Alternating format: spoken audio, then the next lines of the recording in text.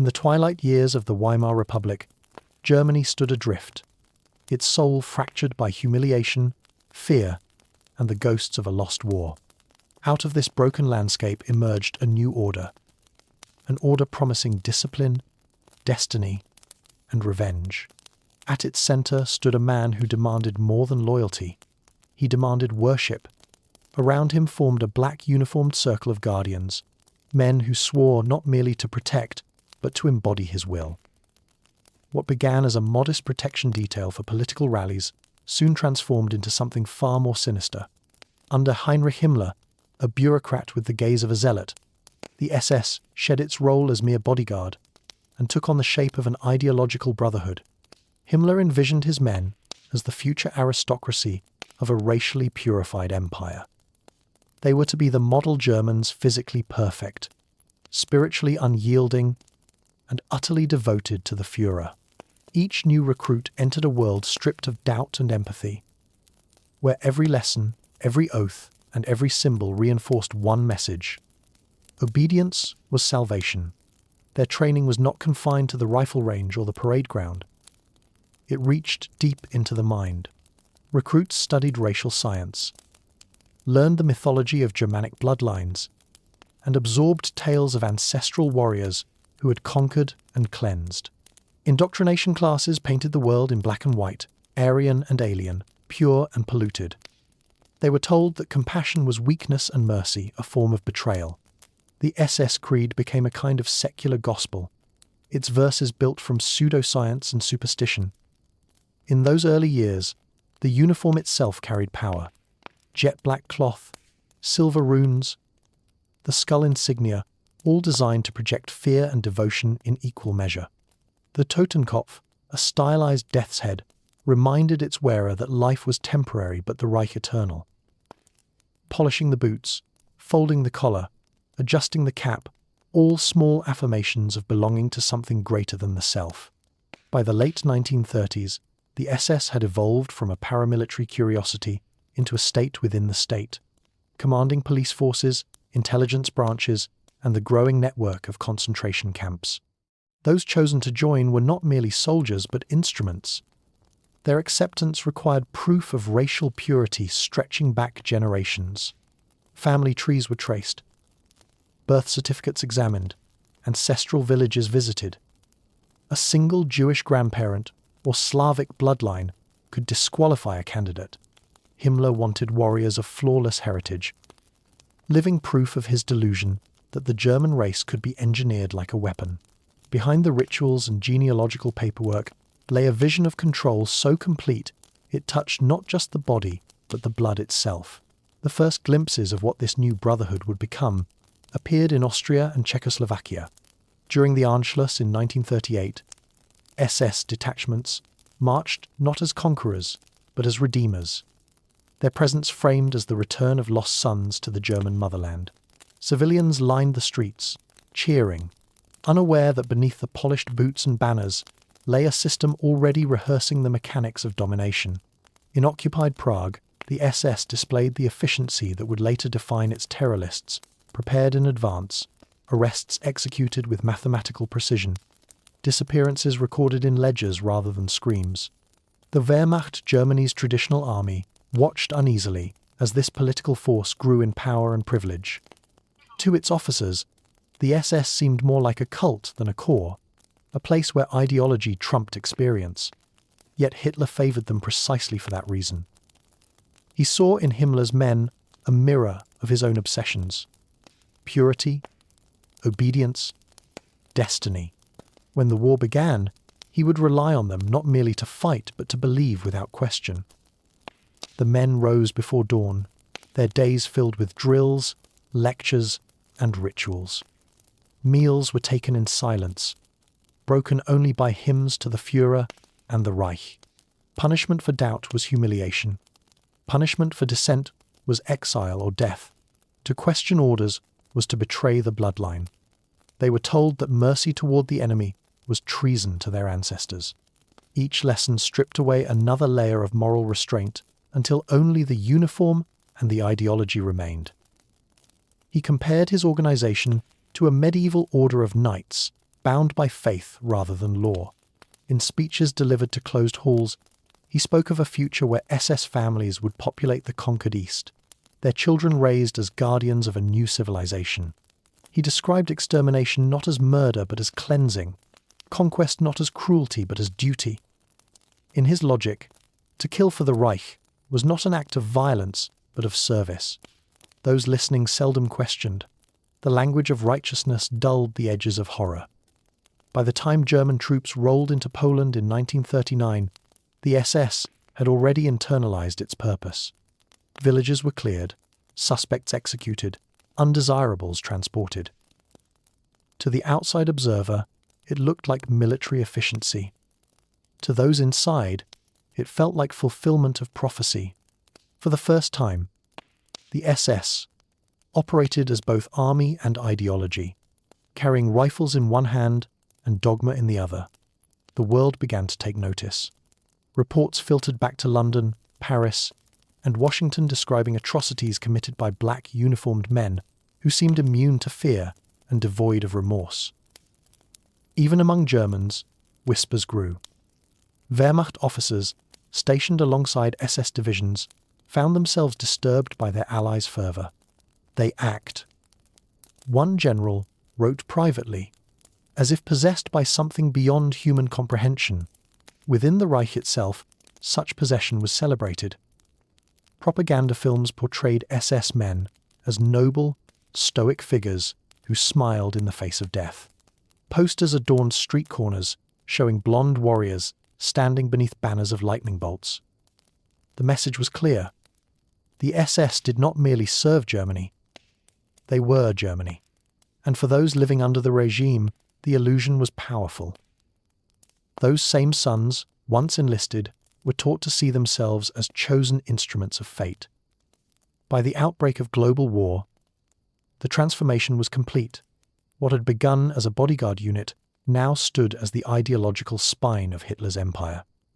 They marched with a sense of sacred purpose, convinced that the world outside their creed was diseased and doomed. Behind them followed the machinery of terror that would soon consume Europe.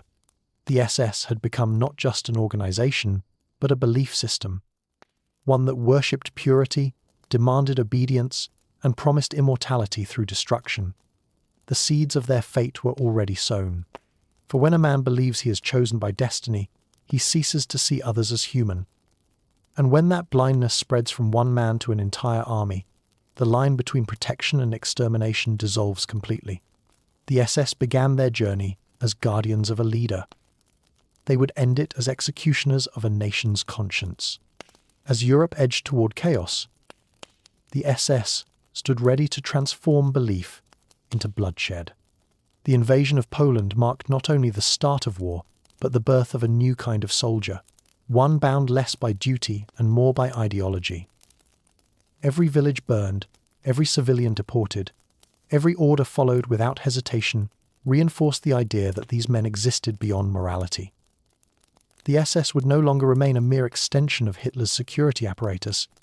It would become a full-fledged fighting force. Late in 1939, permission was granted to create the Waffen-ss, the armed wing of the organization. It began modestly, with only 4 divisions, but its growth was relentless. Within a few years, the number would swell to over 500,000 men.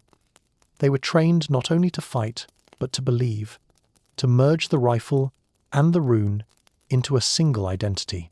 Their indoctrination was as vital as their weaponry.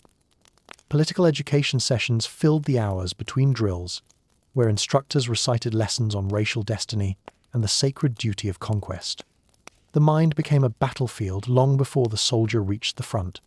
Fear, pity, and doubt were labelled as defects to be purged. Those who hesitated during training were not merely reprimanded, they were re-educated. The SS handbook described hesitation as a disease of the spirit. To many inside the regular German army, these men seemed alien. They were soldiers, yes, but also zealots. Wehrmacht officers, steeped in old Prussian codes of discipline, viewed them with suspicion. Yet within Hitler's inner circle, their devotion was celebrated. The Führer admired their ability to act without question, to transform ideology into motion. In their obedience, he saw purity. The waffen-ss became both military elite and political weapon. Unlike the Wehrmacht, its divisions swore an oath not to the nation, but to Hitler personally. It was a subtle shift that reshaped the meaning of loyalty. To disobey the Führer was not insubordination, it was heresy. The SS fought not for Germany, but for the myth of Germany, an imagined empire cleansed of imperfection. Each victory, no matter how small, was framed as a spiritual triumph, each defeat a test of faith. Material superiority accompanied ideological privilege. The Waffen-SS received some of the best equipment available.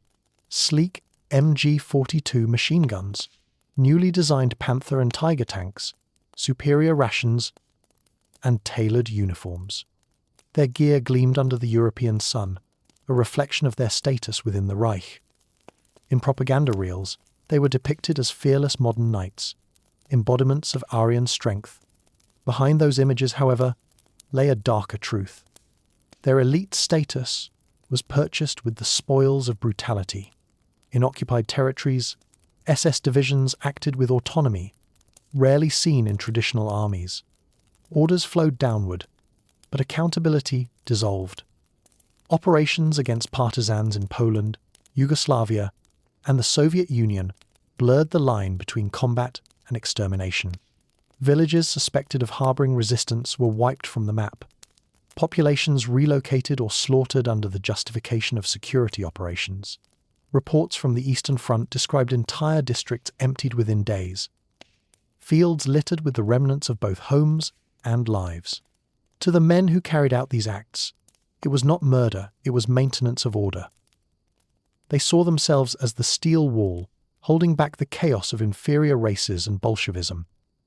The enemy was no longer a soldier across the field, but a concept, a contagion that had to be erased. This belief made them fight with a kind of calm desperation, as if each battle were a ritual cleansing. When surrounded, they fought on. When wounded, they refused capture. The line between courage and delusion vanished. Recruitment drives spread across the Reich, promising honor and belonging. Young men, many barely out of school, volunteered in droves. Propaganda posters showed smiling faces beneath black caps. Slogans whispering promises of greatness. For those who joined, the transition was swift. Civilian life was stripped away, replaced by ritual, discipline, and a sense of destiny. Letters sent home spoke of service to the eternal Reich, of standing guard over Europe's soul. Few mentioned fear. Even fewer mentioned guilt. The Waffen-SS also reached beyond Germany's borders. Volunteers from Norway, Denmark, the Netherlands, and even France enlisted. Drawn by propaganda that spoke of defending Western civilization from communism, entire battalions composed of foreign recruits emerged, men fighting not for conquest, but for ideologies. Seductive promise. To Himmler, this internationalization confirmed his vision, a pan-European order united by creed rather than nationality. Yet beneath the rhetoric of unity lay the same hierarchy, German officers above, foreign ranks below, all serving a machine built on purity and exclusion. Inside the Reich, the prestige of the SS soared. Civilians stepped aside as the black uniforms passed. Newspapers celebrated their victories with reverent tones. Mothers whispered prayers for sons serving under Himmler's banner, proud to be linked to the elite. Even as rumors of atrocities spread, most Germans dismissed them as enemy lies. The myth of the SS as a force of order and discipline persisted, carefully maintained by propaganda films and radio speeches. But within the upper echelons of the regime, competition brewed. Wehrmacht commanders resented the resources diverted to the SS. They saw their divisions receiving priority shipments of weapons, fuel, and food. At the front, soldiers joked bitterly that the SS fought with polished boots, while others starved in the mud. The rivalry deepened as the war dragged on, each side vying for Hitler's favor.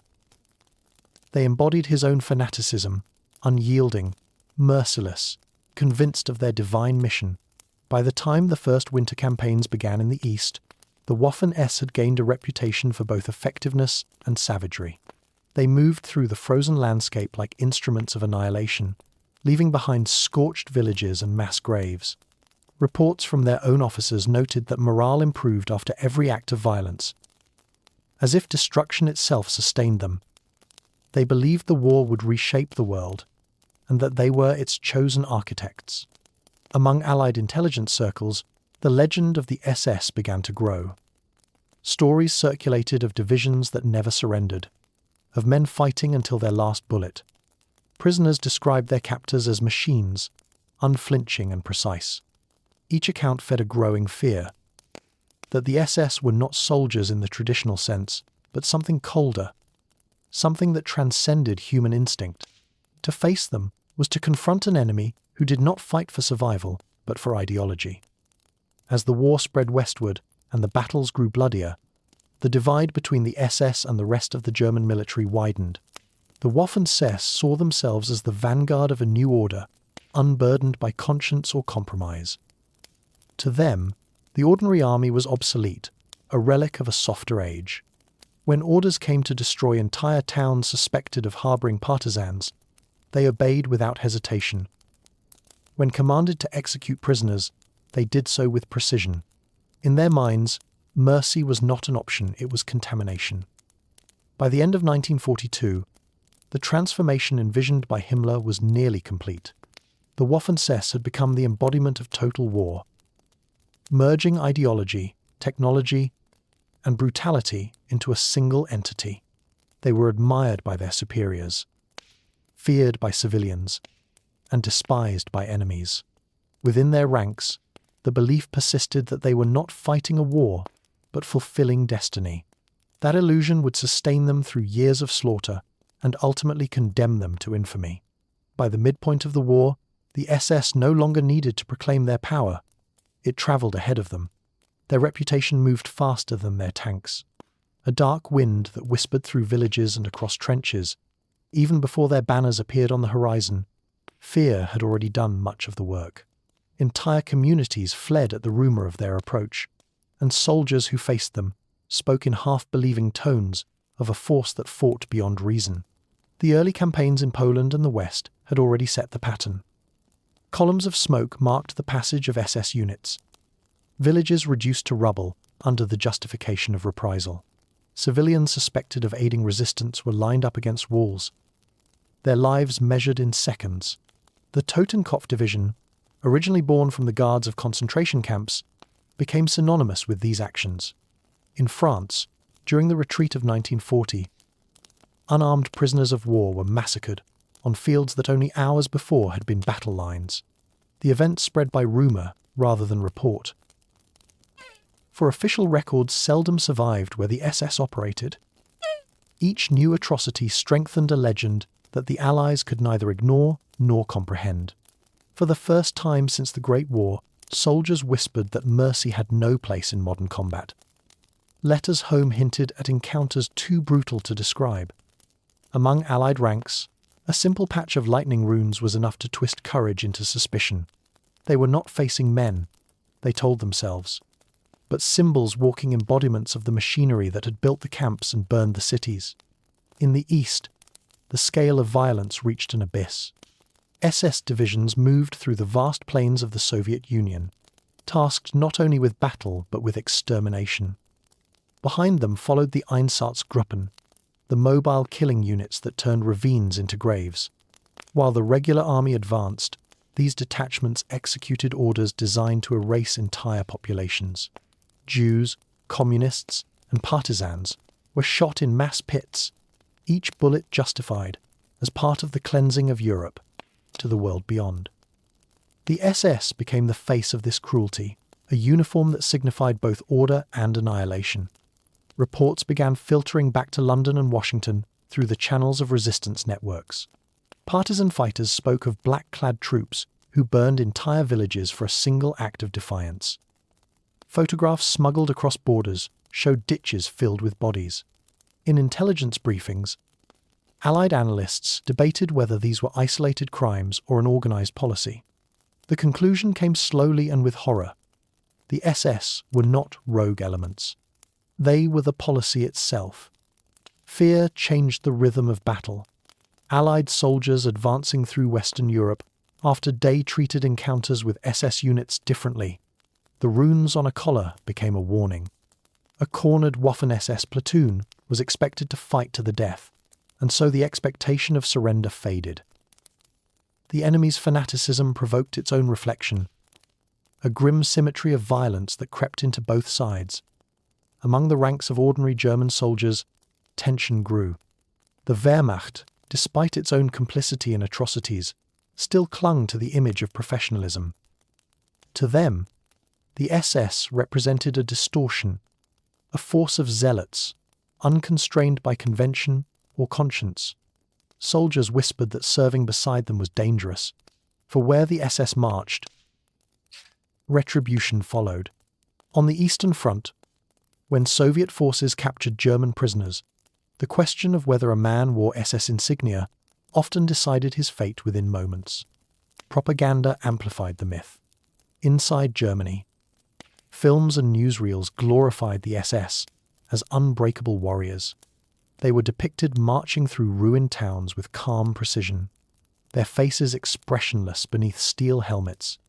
The message was one of invincibility, designed to reassure a weary populace that the Reich still had its chosen guardians. Yet outside Germany, those same images produced the opposite effect. To Allied audiences, they were not heroes, but executioners, cloaked in ceremony. The lightning bolts on their collars became shorthand for cruelty itself. In battle, this dual perception shaped every encounter. To the SS, reputation was a weapon as sharp as any blade. They believed that fear weakened the enemy before a shot was fired. To the Allies, it became a justification for vengeance. A captured SS soldier was rarely treated as a prisoner of war, but as an embodiment of collective guilt. Stories of faked surrenders spread across the front lines, accounts of men dropping their rifles only to fire concealed pistols moments later. Whether these incidents were frequent or not mattered little.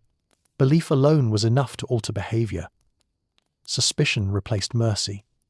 The idea that an SS man could never be trusted made every confrontation fatal.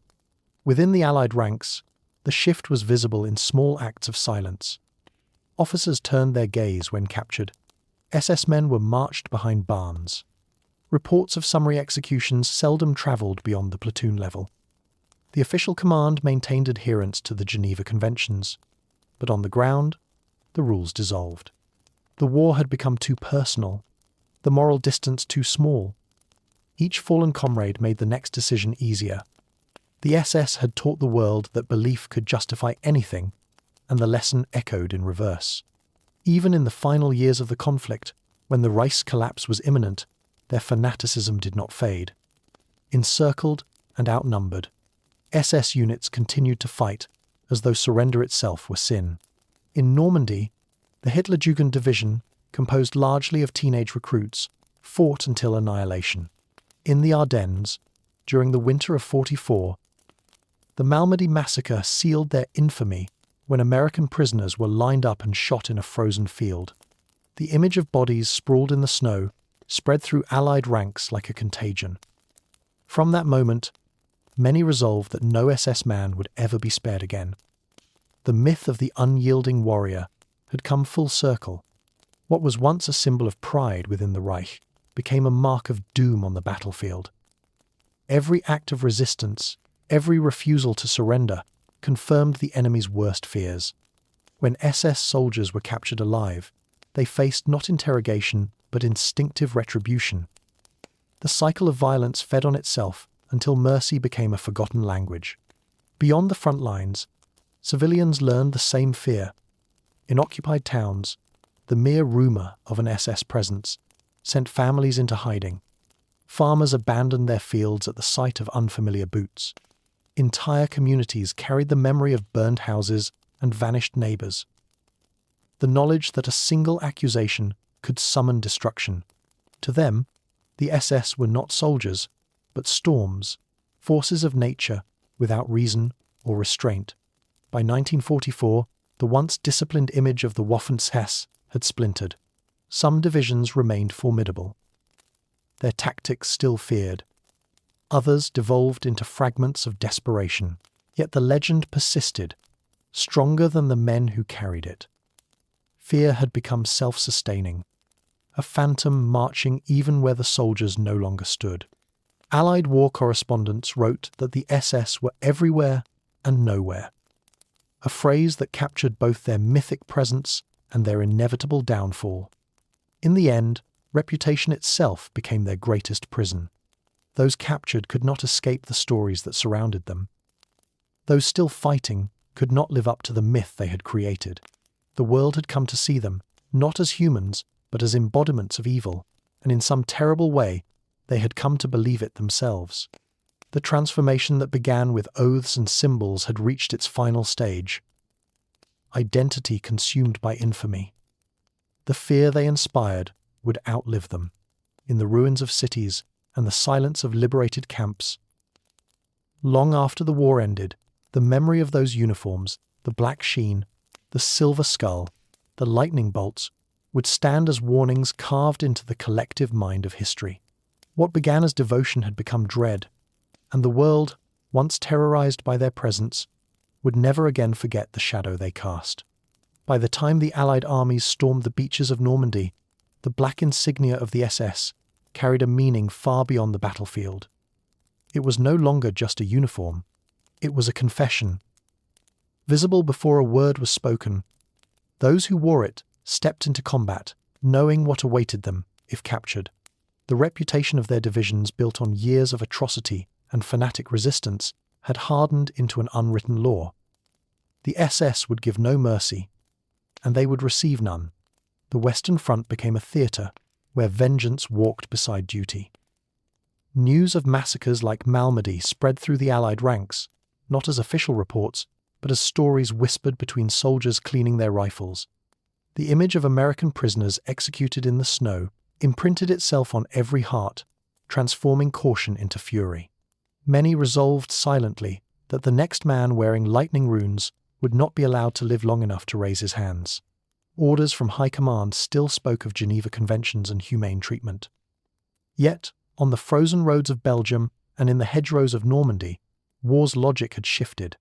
Within the Waffen-SS, surrender was regarded as spiritual failure. Recruits were taught that captivity was worse than death, that an SS man's duty was to fight until his last breath. Instructors warned that the enemy would torture and humiliate them, twisting fear into armor. When Allied soldiers advanced toward trapped SS units, they often found them firing until the last round. Grenades clutched even as tanks closed in. The effect was devastating, not only physically but psychologically. Facing an enemy unwilling to yield eroded the instinct for restraint. Among the Allied troops, stories circulated of false surrenders, accounts of men dropping their weapons only to pull concealed pistols or grenades, moments later passed through the ranks like poison. Whether many of these tales were true hardly mattered. Belief alone was enough to kill trust. Every gesture of surrender became suspect. Soldiers hesitated before accepting raised hands. Some stopped accepting them at all. A glance at the collar, a glimpse of the runes, and hesitation turned to gunfire. The bitterness was intensified by what the liberating armies began to witness. As they moved deeper into occupied Europe, camps appeared behind barbed wire and crumbling walls, each a silent record of the regime's devotion to death. At Dachau, Buchenwald, and Bergen-Belsen, the Americans and British found bodies piled in heaps, skeletal survivors wandering between them like phantoms. Many of the guards had been SS men, some still wearing the same black insignia. When soldiers saw these scenes for the first time, something in them broke. The official rules of war could not survive the sight of thousands of corpses stacked like timber. In that moment, discipline gave way to vengeance disguised as justice. At Dachau, as the gates were forced open, gunfire echoed almost immediately. SS guards, rounded up and disarmed, were executed in the chaos. Some accounts spoke of American troops firing in rage after discovering boxcars filled with the dead. No written orders sanctioned these acts, yet few voices rose to condemn them. The boundaries of morality had dissolved in the heat of liberation. For many, revenge felt like a form of mourning. Even away from the camps, the pattern continued. On battlefields across France and the Low Countries, captured SS soldiers often vanished between the front lines and the prisoner pens. Field reports occasionally mentioned unaccounted casualties, a phrase that cloaked what everyone understood. Officers turned their gaze elsewhere. The war was too vast, the hatred too raw, and the SS too recognizable. Each execution became both secret and inevitable. Inside the SS ranks, the consequences of their own infamy were well known. Soldiers began scraping insignia from tunics, burning documents, or tearing the blood group tattoos from under their arms. Yet, these efforts rarely succeeded. Their faces, their bearing, the cold pride in their posture betrayed them. To the Allied eye, an SS man could not disguise the way he carried himself. The uniform might be gone, but the identity lingered like a scent. Among British troops, rumours of atrocities committed by SS divisions in occupied Europe fueled the same cycle. Stories of murdered commandos and massacred villagers hardened into conviction. One British officer later recalled that when his men captured SS prisoners, no one had to give orders. In such moments, the war's moral core had collapsed. The men who had once been told to fight evil found themselves confronting it within their own reflections. Canadian and Polish soldiers felt this same fury. The Canadians who faced the 12th SS Panzer Division in Normandy, composed largely of Hitler Youth, carried memories of comrades executed after surrender. Revenge became a quiet ritual, unspoken but understood. For the Poles, whose homeland had suffered under the SS for years, mercy was unthinkable. Their vengeance was not born of policy, but of memory. Cities burned, families vanished, graves without names. By late 1944, the distinction between battlefield and atrocity blurred beyond recognition. As Allied forces pushed through Germany's western borders, the fighting grew more savage. Civilians hung white flags from windows, yet SS units continued to resist, forcing entire towns into ruin. Villages that should have been taken in hours became days-long struggles. Each delay cost lives, and every life lost deepened the conviction that the men responsible were beyond redemption. Even within the German lines, the SS found themselves increasingly isolated. Regular army officers resented their arrogance and blamed them for the war's moral decay. As defeat loomed, the Wehrmacht began to fracture. In some regions, German soldiers surrendered en masse, but SS detachments held out, sometimes fighting against their own countrymen. There were reports of Wehrmacht troops turning their guns on SS units to hasten the war's end. An act that symbolized how completely they had become outsiders within their own nation. The Allied High Command officially demanded adherence to international law. Orders circulated, reminding troops that prisoners must be treated humanely. Yet these words, printed in distant offices, held little meaning on fields still warm with blood. Commanders in the field faced impossible choices how to restrain men who had seen the evidence of what the SS had done. Many simply looked away. Silence became the final permission. In this atmosphere, vengeance blurred into routine. What had begun as spontaneous rage hardened into an accepted pattern. To some, it seemed like balance restored. To others, it marked the final degradation of everything the war was meant to defend. The killing no longer belonged to ideology, but to exhaustion. After 6 years of relentless violence, no one expected purity of conscience. Yet amid the chaos, there were moments of dissonance. A handful of Allied soldiers, confronted with captured SS men, hesitated. Some saw the same fear in their enemies, eyes that they felt themselves. In that split second, the illusion of difference faltered. But these moments were rare, fleeting, as sparks in the wind. The war had become too vast, too stained, for compassion to endure. By the closing months of the conflict, the fate of the SS was sealed not by command, but by emotion. The very force that had built its identity on fear and brutality now faced that same energy reflected back upon it. They had made themselves unrecognizable as human, and the world responded in kind. Each field execution, each act of vengeance, became part of a larger reckoning, one that could not be contained by treaties or trials. When the fighting finally ended, few among the SS found sympathy or refuge. Many lay in unmarked graves, unnamed, their insignia buried with them. Others fled, stripped of rank and identity, their tattoos carved away in desperation. But the legacy of what they had created, the cycle of belief and retaliation, remained, echoing through every story told after the guns fell silent. In the end, the symbol they had once worn so proudly became a curse, and the creed that promised immortality delivered only infamy. In the vastness of the East, the conflict between the SS and the Red Army became something beyond war, an experiment in total destruction. The steppe itself seemed to absorb cruelty, its soil drinking blood without judgment. Between the black-clad divisions of the Reich and the ranks of Soviet soldiers stretched a moral wasteland where no code survived. On that front, pity was a liability and surrender a form of suicide. The seeds of this annihilation had been planted long before the first shots were fired. Nazi ideology framed the Soviet Union not as an enemy nation, but as a plague to be eradicated. The war was preached as a crusade against subhuman Bolsheviks, a collision between civilization and chaos. The SS were assigned not simply to fight, but to cleanse, to turn entire regions into proof of the Reich's racial fantasies. Orders from Berlin spoke of pacification, but in the field, the word meant burning villages, shooting prisoners, and reducing populations to ash. As the front lines rolled eastward in 1941, the waffen-ss followed behind the Wehrmacht like a shadow sharpened to a knife. In Belarus and Ukraine, their columns passed through landscapes already scarred by invasion. In some areas, resistance flared, and every act of defiance was answered 100-fold.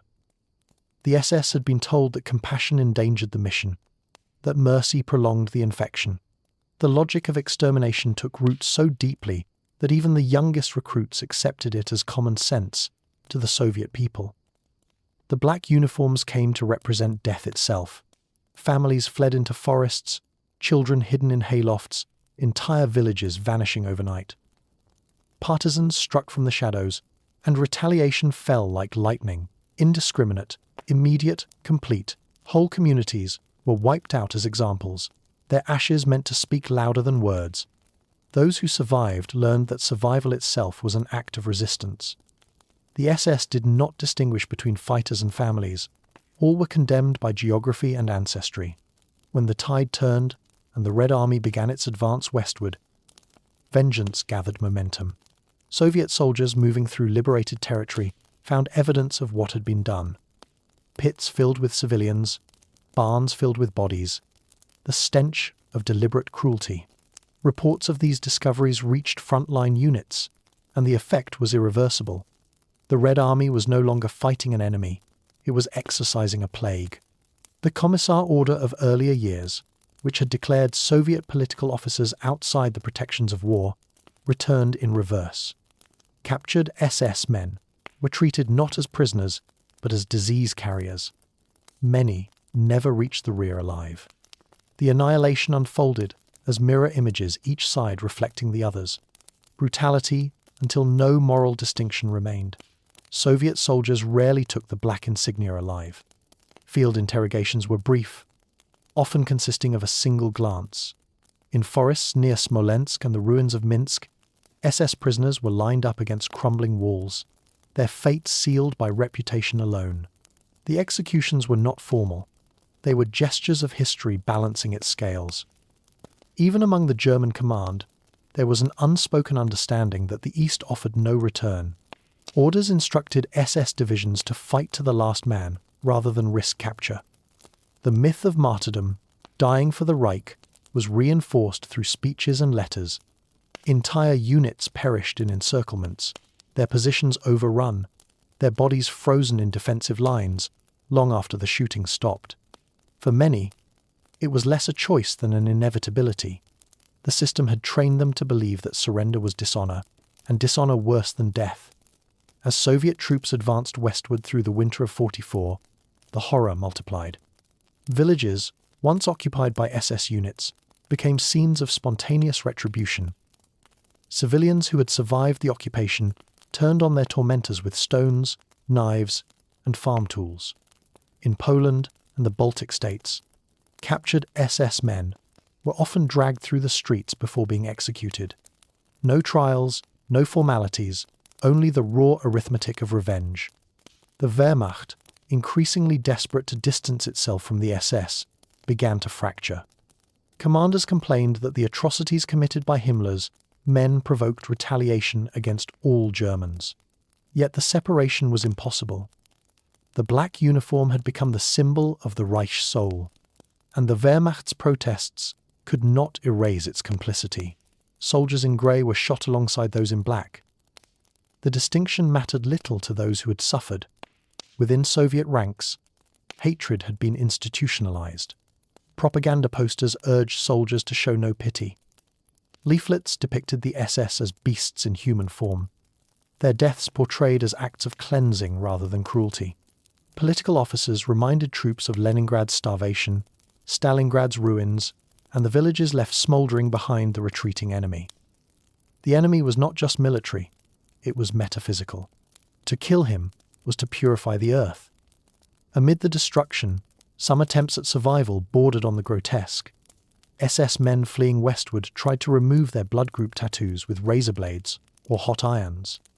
Others swapped uniforms with fallen Wehrmacht soldiers, hoping to vanish into anonymity. Yet these gestures rarely worked. The smell of ideology clung to them, the posture, the silence, the way they refused to beg. For Soviet troops who stormed Berlin in 1945, the sight of SS insignia inspired an immediate response. In the chaos of the final assault, executions occurred within minutes of capture. Basements, alleyways, and cellars became impromptu tribunals. Some of the last SS defenders of the Reichstag were shot after the battle ended, their bodies left in the rubble as warnings. The victors did not distinguish between those who had commanded camps and those who had merely believed. The war's closing days were filled with such blurred retribution, half justice, half catharsis. Civilians joined the fury. In German towns overrun by the Soviets, locals who had suffered under the regime took vengeance of their own. Collaborators and party officials were dragged from hiding, their SS affiliations shouted by neighbours who remembered too well. In places where no military court could reach, mobs rendered their verdicts swiftly. The Reich that had promised order dissolved into chaos, its architects devoured by the very violence they had unleashed. By the time the last gunfire faded, the Eastern Front resembled a wound more than a victory. The soil itself seemed to hold memory, each village a scar, each field a grave. The SS, once heralded as the guardians of a new civilization, had become its executioners and its victims. Their annihilation was both physical and symbolic, a final reflection of the ideology that birthed them. In post-war testimonies, surviving Soviet officers spoke of those encounters without triumph. Many admitted that by the end, revenge had lost its flavor. The men they executed were ghosts. Before the trigger was pulled empty vessels of a dying faith. Yet even this acknowledgement could not soften the memory. For the millions who had lived through the occupation, the destruction of the SS was not cruelty, but necessity.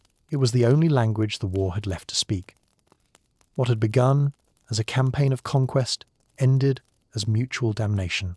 The Eastern Front consumed both predator and prey, leaving behind landscapes where nothing seemed alive. When historians later traced the path of the waffen-ss across the Soviet Union, the maps resembled burn marks. Each line of advance marked by villages erased, rivers clogged with the remnants of bridges and bodies, forests that never grew back. In the end, the SS did not simply lose the war. They ensured that it could never be won. Their attempt to remake the world in purity had created only ruin. On the soil they sought to conquer, there would be no monuments to their cause, no memory of honor, only the silence of a continent that had seen too much. And in that silence, the black uniforms vanished, swallowed by the very darkness they had once served. As the Reich collapsed in the spring of 1945, the empire, built on fear, turned inward upon itself. The sound of artillery replaced the speeches, and the myth of the invincible SS dissolved into smoke and rubble. In the cities, once draped with banners and hymns, silence fell heavy and confused. The men who had sworn oaths to die for the Führer now faced a different kind of reckoning. The slow and inescapable realization that death might be kinder than capture. Across Germany, the black uniforms began to disappear. Columns of retreating soldiers burned insignia, buried weapons, and stripped away their rank. In back alleys and forests, fires glowed through the night as men pressed red-hot metal against their own skin, trying to erase the small blood group tattoos that could betray them. Some wore the grey coats of the regular army, hoping to pass unnoticed. Others shaved their heads or smeared themselves with dirt, pretending to be displaced civilians. The empire of order had disintegrated into a wilderness of disguise. Civilians watched this transformation with mixed emotions. Many had once saluted these men in admiration. Now they turned away in disgust or fear. In small towns, whispers spread that SS officers were hiding among refugees, their papers forged, their medals buried beneath garden soil. Some were caught by locals who remembered the sound of their boots on cobblestone streets, the neighbours they had taken away. Justice came not from courts, but from rope and rage. Others managed to vanish, slipping into the chaos of surrender, their pasts dissolving among millions on the move. The Allied advance uncovered what the regime had tried to hide. The camps stood open, their gates unguarded, their secrets laid bare. Soldiers who entered them found scenes that defied comprehension. The stench of decay hung in the air, mingled with the faint sound of survivors too weak to speak. Liberators moved through the remnants of an industry designed for extinction. Piles of shoes, mountains of hair, rooms filled with the belongings of the vanished, all silent evidence of the system that the SS had built and managed with bureaucratic precision. These discoveries spread quickly through the ranks. Reports of what lay behind the wire circulated among troops, and the shock hardened into anger. For the men who had fought across Europe, the war's meaning shifted. Victory was no longer measured in captured ground, but in retribution. Field executions multiplied. Captured SS guards were dragged before the evidence of their crimes and shot where they stood. Officially, such acts violated orders. Unofficially, they were seen as cleansing the air, within days of Germany's surrender. The same pattern repeated itself across the ruins of the Reich. In Berlin, Soviet patrols combed through cellars and ruins, pulling out the remnants of SS units that had fought to the last bullet. Many were executed immediately. In Bavaria, American troops discovered officers who had tried to blend among prisoners, their tattoos betraying them. British and Canadian forces reported similar findings. Clusters of men claiming to be regular soldiers until their pasts surfaced under interrogation. The black insignia had become a death sentence, visible or not. Among the German population, vengeance was no longer the monopoly of foreign armies. Civilians who had lived under SS rule began their own reckoning. In some places, captured officers were paraded through the streets, their uniforms stripped, their medals torn away. Old women spat in their faces. Children threw stones, and men who had once cheered them now demanded atonement. The same society that had nourished them now sought to erase them, to pretend that the devotion had never existed. The post-war trials that followed the Nuremberg proceedings and countless smaller tribunals turned the SS from men into symbols. Witnesses spoke of trains that never returned, of mass graves that stretched beyond sight. Documents recorded everything with the precision of accountants, leaving no room for denial. The organization was declared criminal, its very name synonymous with evil. Yet for all the verdicts and hangings, many escaped. Some fled through secret networks that carried them south into the Alps, or west into sympathetic monasteries and safe houses. Others reached distant continents, trading new names for forgotten crimes. In the occupied zones, rumours spread of former SS men living quietly under assumed identities. Farmers, teachers, factory workers. Occasionally, one was recognised decades later, pulled from anonymity by an old photograph or a scar that never faded. The trials that followed these discoveries became ritual acts of remembrance. Each arrest reaffirmed what the world already knew. The shadows of that order had not vanished, but merely learned to walk in daylight. For those who survived openly, life after the war was a slow erosion. Many denied everything, claiming to have been conscripts or clerks, never killers. Some insisted that they had known nothing of the camps, that they had only followed orders. The line between ignorance and obedience blurred until it dissolved. In post-war Germany, silence became a form of survival. Families avoided the subject. Communities buried the past beneath reconstruction. Yet the memory lingered in the background, a quiet hum beneath the miracle of recovery. Historians later described the SS as a paradox, a modern organization built on medieval faith. Its members saw themselves as chosen guardians of civilization, yet their actions destroyed the very idea of civilization itself. In their quest for purity, they had rendered the world impure. The uniform that once symbolized perfection came to represent annihilation. The men who had believed themselves immortal became ghosts, haunting the century that followed. The myth they built did not die easily. Decades later, fragments of that ideology resurfaced. Symbols on banners, whispers in fringe movements, nostalgia disguised as patriotism. Each reappearance reminded the world how fragile memory could be, how easily the past could reassemble itself when left unguarded. Museums and memorials rose to counter this forgetting, their walls filled with the names of the murdered. Every plaque and photograph stood as a barrier against the return of belief. For the survivors, the prisoners, the civilians, the soldiers who had witnessed too much, the war never truly ended. They carried its weight in silence, unwilling or unable to describe what they had seen. Some testified in courtrooms decades later, their voices steady but distant, as if reciting from someone else's life. Others refused to speak at all. The crimes of the SS had been committed in broad daylight, yet the world still struggled to look directly at them. In the final reckoning, the SS achieved nothing of what it promised. The 1,000-year empire lasted barely more than a decade. Its architecture reduced to ruins and its ideals to ash. What remained were lessons carved in absence, the understanding that ideology, when worshipped as faith, consumes its believers before it devours the world. The SS had begun as guardians of a leader. They ended as symbols of humanity's capacity for self-destruction. In post-war photographs, one image repeats: an Allied soldier standing over a heap of discarded uniforms, the black cloth dulled by dust and rain. The runes are still visible, faint but unmistakable. They lie twisted and empty, like the skin of something that once believed itself immortal. The war's noise finally gone. The men who once wore those symbols are gone.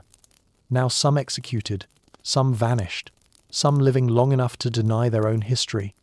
Yet the echo of their footsteps remains, not in triumph, but as a warning. Every ideology that demands purity, every faith that replaces thought with obedience, carries within it the same seed. The world that emerged from the ruins of 1945 understood this truth in its bones. The cost of forgetting is repetition, and so the SS passed into history.